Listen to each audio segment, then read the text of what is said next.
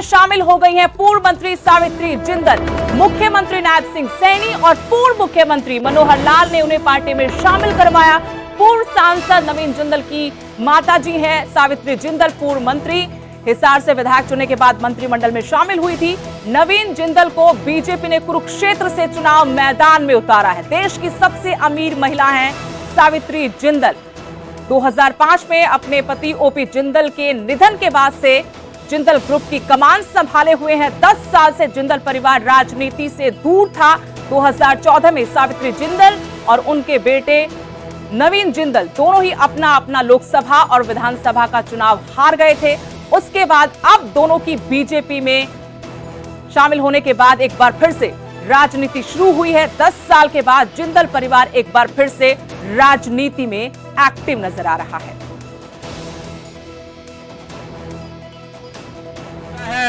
और आज आप देख रहे हैं इतनी भारी संख्या के अंदर आज जिंदल परिवार ने भारतीय जनता पार्टी की सदस्यता को ग्रहण किया है और भी बहुत सारे हमारे लोग हैं जिन्होंने भारतीय जनता पार्टी की सदस्यता को ग्रहण किया। उन सब का मैं पार्टी की आगमन पर आज पार्टी के विचार के साथ जुड़े हैं सबका बहुत बहुत स्वागत करता हूं और आने वाले इस 25 मई को बड़े मैंडेट के साथ यहां से चौधरी रणजीत सिंह जी कमल का फूल लेकर के नरेंद्र मोदी जी के पास जाएंगे। हरियाणा की राजनीति से जुड़ी एक और बड़ी खबर आपको बता दें, गोहाना से बड़ी खबर, जहां से खबर यह है कि पूर्व केंद्रीय मंत्री चौधरी वीरेंद्र सिंह जल्द कांग्रेस में शामिल हो जाएंगे। पूर्व सीएम भूपेंद्र सिंह हुड्डा को लेकर भी उनका बयान आया, कहा कि उनसे कोई मतभेद नहीं है। ब्रिजेंद्र सिंह के चुनाव लड़ने पर कहा कि पार्टी जहां का भी फैसला करेगी वो चुनाव लड़ेंगे, लेकिन मौजूदा सांसद होने के नाते प्राथमिकता हिसार की लोकसभा सीट है। जेजेपी पर कटाक्ष किया, कहा कि जेजेपी बेंच पर बैठने वाली भाजपा की रिजर्व टीम है। आपको बता दें, चौधरी वीरेंद्र सिंह के बेटे मौजूदा हिसार से सांसद ब्रिजेंद्र सिंह पहले से ही कांग्रेस में शामिल हो चुके हैं। इसके बाद अब चौधरी वीरेंद्र सिंह ने भी ऐलान किया कि जल्द ही वो भी बड़ी संख्या में अपने कार्यकर्ताओं के साथ पार्टी छोड़कर कांग्रेस का हाथ थाम लेंगे। पार्टी जहां से लड़ाएगी लड़ेगा वो, और क्योंकि वो सिटिंग एमपी हिसार से है तो उसकी प्राथमिकता तो हिसार है और वो पार्लियामेंट का चुनाव लड़ने के लिए हिसार से ही उसका मन है। और बाकी तो पार्टी जो जिस निर्णय पे पहुंचेगी उसका तो मेरे को पता नहीं क्या करती है क्या। हरियाणा में चुनावी गहमा गहमी बढ़ गई है। इस बीच में डॉक्टर अजय चौटाला का दर्द छलका। चुनाव नहीं लड़ पाने को लेकर वो मायूस नजर आए, कहा कि कानूनी पेचीदगियों के चलते चुनाव नहीं लड़ सकता। लोकसभा चुनाव वो लड़ना चाहते थे लेकिन कानूनी पेचीदगियों के चलते नहीं लड़ सकते चुनाव। भिवानी महेंद्रगढ़ लोकसभा क्षेत्र को उन्होंने अपनी कर्मभूमि बताया कि यहां से चुनाव लड़ना चाहता था। परिवार का एक सदस्य ही लोकसभा चुनाव लड़ेगा, ये भी उनकी तरफ से साफ किया गया कि उनके परिवार से सिर्फ एक सदस्य होगा जो इस बार लोकसभा चुनाव लड़ेगा। अभी नाम तय नहीं है। भाजपा पर एक बार फिर कहा कि गठबंधन भाजपा की वजह से टूटा है।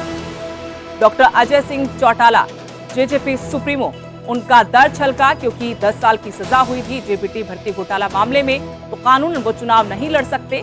चाहते थे कि भिवानी महेंद्रगढ़ से चुनाव लड़े। भिवानी महेंद्रगढ़ को अपनी कर्म भूमि बताया लेकिन कहा कि मलाल है कि वो चुनाव नहीं लड़ सकते। दिखते हैं, मुझे कानूनी पेचीदगियों की वजह से ये दिक्कत आई। अगर वो पेचीदगियां हट जाती तो मैं ही लड़ लेता। उधर बीजेपी ने चुनाव प्रबंधन समिति की बैठक की और बैठक में चुनाव के प्रचार प्रसार को तेज करने पर मंथन किया गया। गुरुग्राम में बीजेपी लोकसभा चुनाव प्रबंधन समिति की ये बैठक हुई। इस बैठक में दिग्गजों ने बैठकर मंथन किया किस तरीके से चुनाव प्रचार करना है। बैठक के बाद इनकी तरफ से दावा कि सभी 10 सीटों पर जीत भी दर्ज करेंगे। सुभाष बराला, सुभाष सुधा, कौरपाल गुर्जर इस बैठक में मौजूद रहे। इनके अलावा असीम गोयल, महिपाल ढांडा, राव नरवीर सिंह ने भी इस बैठक में शिरकत की। चुनाव प्रचार को लेकर कार्यकर्ताओं की भी जिम्मेदारियां तय की गई। दिनों से लगातार हरियाणा के भारतीय जनता पार्टी के हर समूह से मैं मिला हूं, व्यक्तिगत तौर पर भी और सामूहिक तौर पर भी। लोकसभा के प्रत्याशियों से रणनीति पर चर्चा हुई है। चुनाव प्रबंधन के नाते जो पार्टी के जितने डिपार्टमेंट हैं और किस तरीके से हम लोग मैनेजमेंट करें उस पर पूरी सारगर्भी चर्चा हुई है।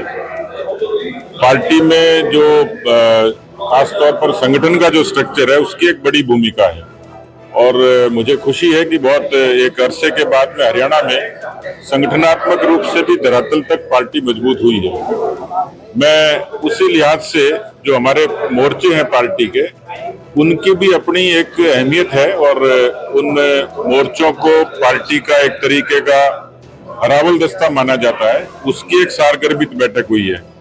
मुझे पूरा भरोसा है कि मिशन 10, मिशन 370 और मिशन 400 पार के लिए हरियाणा एक बार फिर से संकल्पित है और आगामी दिनों के इसमें कुछ कार्यक्रम भी तय हुए हैं। जैसे अभी कुछ विधानसभा क्षेत्रों में पार्टी की रैलियां तय हुई हैं। लगभग 20-22 विधानसभा क्षेत्रों की रैलियां तय होकर के उसमें मुख्यमंत्री जी जाएंगे, पूर्व मुख्यमंत्री जी जाएंगे, पार्टी के सीनियर नेता जाएंगे।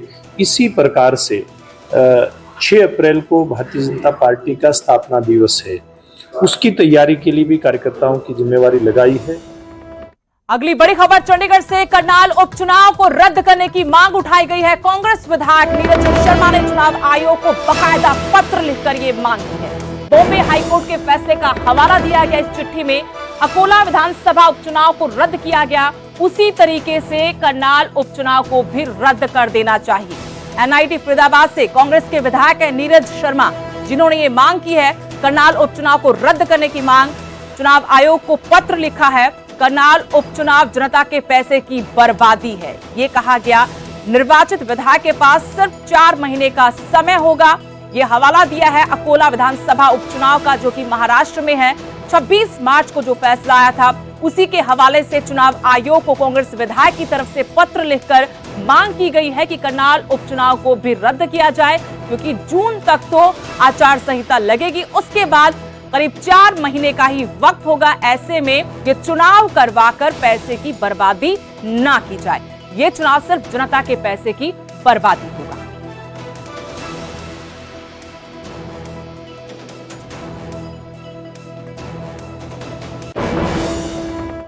हरियाणा विद्यालय शिक्षा बोर्ड की परीक्षाओं में नकल के मामले लगातार बढ़ते जा रहे हैं। जिन पुलिस कर्मचारियों पर नकल रोकने की जिम्मेदारी है, अब तो उन पर भी आरोप लगने लगे हैं कि वो भी नकल करवाने में पीछे नहीं है। एक पुलिस कर्मचारी का वीडियो सोशल मीडिया पर जमकर वायरल हो रहा है और बताया जा रहा है कि ये कलानौर के पिलाना गांव का है, जहां पर बुधवार को गवर्नमेंट सीनियर सेकेंडरी स्कूल में 12वीं की परीक्षा में गणित का पेपर था। पुलिसकर्मी खुद खिड़की के पास नकल करवा रहा है। कुछ दिन पहले तावड़ू से भी नकल करवाने का वीडियो वायरल हुआ था। इस वीडियो के बाद विपक्ष ने भी सरकार पर जमकर निशाना साधा था। हर साल शिक्षा बोर्ड नकल रहित परीक्षाओं के बड़े बड़े दावे करता है, लेकिन परीक्षाओं में उन दावों की धज्जियां उड़ जाती हैं। इस बार कुछ ऐसा ही देखने को मिल रहा है।